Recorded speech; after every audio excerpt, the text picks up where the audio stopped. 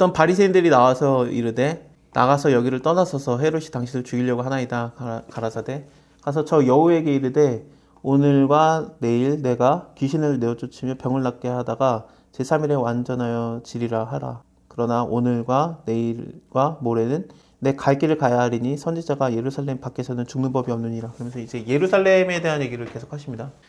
예수님을 죽이려고 한다는 얘기를 듣고 예수님이 하시는 얘기가 예루살렘에 대한 얘기를 하는데, 지금 예루살렘은 어떤 느낌이 드냐면은 예루살렘은 정말 하나님이 구원하면은 예루살렘부터가 아닌가라는 생각을 했던 게 예루살렘이거든요.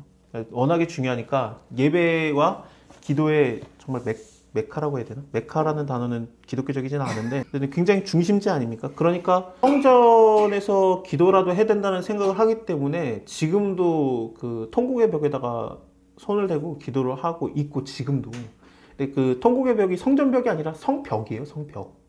성벽인데도 거기에다가 손을 대고 기도하고 그러고 있는데, 근데 예수님께서는 그게 중요하지가 않다라고 하면서 일부러 감람산에서 기도하신 거거든요. 예루살렘 바로 옆에 감람산인데, 감람산에서 기도하신 이유가 감람산이 더 좋다, 거기가 더 기도가 잘 통한다라는 걸 보여주신 게 아니라 일부러 예루살렘에서 기도를 안 해도 된다라는 걸 보여주신 거예요. 그러니까 멀리서 기도하면은 예루살렘이 못 가니까 기도하겠지라는 생각을 하지만, 예루살렘 바로 앞에 있는 산에서 기도를 하면서 일부러 기도산이 여기 있는데 안 간 이유는 그 산에서 기도한다고 하나님 받는 게 아니라는 걸 정확하게 보여주신 겁니다. 그런 거를 좀 예수님이 많이 하셨어요. 그래서 예루살렘은 원래 하나님을 잘 섬겨야 됐던 산인데, 근데 예루살렘에서는 언제나 선지자들이 죽었다라는 것을 얘기하는 거죠. 오히려. 그러니까 예루살렘의 밑에 부분에 보면은 예루살렘이 산지니까 거기에 그 골짜기들이 옆에 있는데, 이제 밑에 쪽 골짜기가 그게 흰놈 골짜기예요. 흰놈의 아들 골짜기라고 해가지고 게헨나입니다. 그 지옥이라는 단어죠. 그러니까 우리나라 말로 번역이 되면서 지옥이 된 거지, 정확하게 헬라어로는 지옥이라는 단어가 없어요. 게헨나예요, 게헨나. 그러니까 게헨나는 뭐냐면 흰놈의 아들 골짜기라는 뜻입니다. 그러니까 흰놈의 아들 골짜기를 예수님이 뭐라고 했냐면, 이게 바로 그 우리나라 말로 이렇게 그 사용을 하면 이게 지옥이야, 이렇게 보여주신 거예요, 예수님이.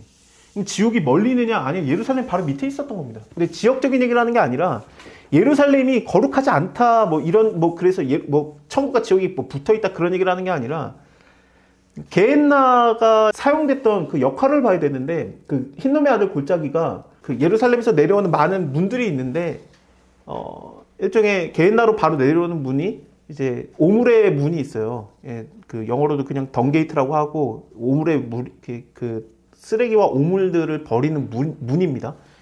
그래가지고 그쪽으로 내려서 흰놈의 아들 골짜기에다 버리고 그것을 태우거든요. 그러니까 일종의 쓰레기 소각장이 게헨나예요. 그러니까 거기에 계속 불이 타요.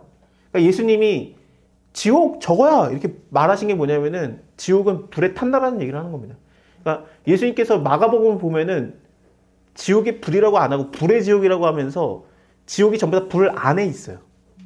그러니까 지옥에 불 섹션이 따로 있는 게 아니라 여기는 찜질방, 여기는 고문방이 있는 게 아니라 지옥은 전부 다 불이에요. 근데 그러니까 이제 둘째 사망의 불에 던지리라, 불에 세례를 받는다라는 그런 것들이 전부 다 뭐냐면은 이제 지옥을 얘기하는 건데, 그러니까 거기는 오물이 타는 곳이고, 그리고 거기에 그 우상숭배자들이 자기의 아들을 태워 죽일 때 흰놈의 아들 골짜기에서 많이 태워 죽였습니다. 그래서 우상숭배자들이 불타 죽는 것이고, 놀랍게도 선지자들이 죽으면은 여기다 집어 던졌거든요.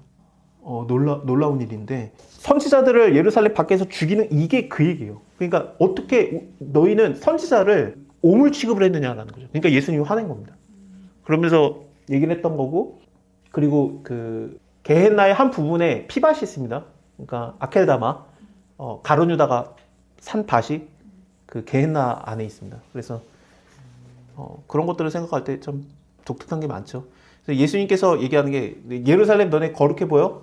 선지자도 너네가 우상숭배자들이 불타 죽는 곳에 똑같이 버리고, 그 오물이 불타는 곳에 같이 버리고, 니네가 그런 취급했잖아. 예수님이 이걸 얘기하면서 뭐라고 하는 거냐면, 나도 이제 그런 취급을 받을 거다라고 하면서 예수님이 얘기하는 거죠. 그러니까 나도 버려져서 괴로워질 것이다. 그렇기 때문에 예전에 사도신경에서 그 부분이 있죠. 장사한 지 사흘 만에 그 죽은 자 가운데서 다시 사시고, 그 부분에서 우리나라 말에는 없는데 원래는 지옥까지 내려가셨다라는 단어가 문장이 하나 더 있습니다. 네, 우리나라 그 기독교인들은 이게 오해의 소지가 있으니까 뺐어요. 근데 그 부분이 왜 있냐면은 이렇게 사람들이 신앙 고백을 할 때 그 부분이 왜 있냐면은 예수님이 지옥까지 내려가셨다라고 이게 지옥 강화설이라고 하는데 그걸 말하거든요. 루터도 그거에 대해서 얘기를 했고 칼빈도 그렇고 다 그렇습니다. 그거를 왜 얘기하냐면은 예수님이 죽음으로 끝나는 정도가 아니라 어디까지 떨어지셨느냐? 지옥까지 떨어지셨다. 근데 지옥에 갔다라는 얘기가 아니라 루터 같은 경우에는 지옥에서 이제 그 승전보의 소식을 전하고 올라오셨다라고 이렇게 표현을 하고 3일 만에. 그러니까 예수님이 죽은 다음에 3일 동안 어디 있었느냐는 이게 되게 신학적 논쟁이에요. 어떻게 그런 상상이 나올 수 있느냐? 게헨나 때문에 그래요. 게헨나. 물론 예수님이 죽은 다음에 그 게헨나에 던져진 게 아니라 무덤에 들어가게 됐는데 일단 좀 고민을 해볼 것들이 있습니다. 어쨌든 예루살렘아 예루살렘아 선지자를 죽이고 너에게 파송된 자를 돌로 치는 자여. 그래서 암탉이 제 새끼를 날개 아래에 모은 같이 내가 너의 자녀를 모으려고 한 일이 몇 번이나 있느냐. 그런데 너네가 원하지 아니하였다. 보라 너희의 집이 황폐해돼서 버림받으리라. 그래서 이 집이라는 거는 예루살렘 집을 얘기하는 거고 이 집이 황폐돼서 버려지게 된다. 내가 너에게 이르노니 너희가 주의 이름으로 오시는 일을 찬송하리로다 할 때까지는 나를 보지 못하리라 라고 얘기를 하시는데 여기에서 예루살렘의 멸망을 얘기했기 때문에 너희가 주의 이름으로 오시는 일을 찬송하리로다 할 때까지 나를 보지 못하리라가 예루살렘에 멸망당할 때까지 예수님이 못 본다는 얘기인지 아니면은 예수님이 다시 오시는 날까지 못 본다는 얘기인지 아니면은 주의 이름으로 오시는 일을 찬송하리로다가 누가복음 입장에서 금방 나오거든요. 이게 호산나 다윗의 자손이여 할 때 벌써 나와요. 주의 이름으로 오시는 일을 찬송하리로다가.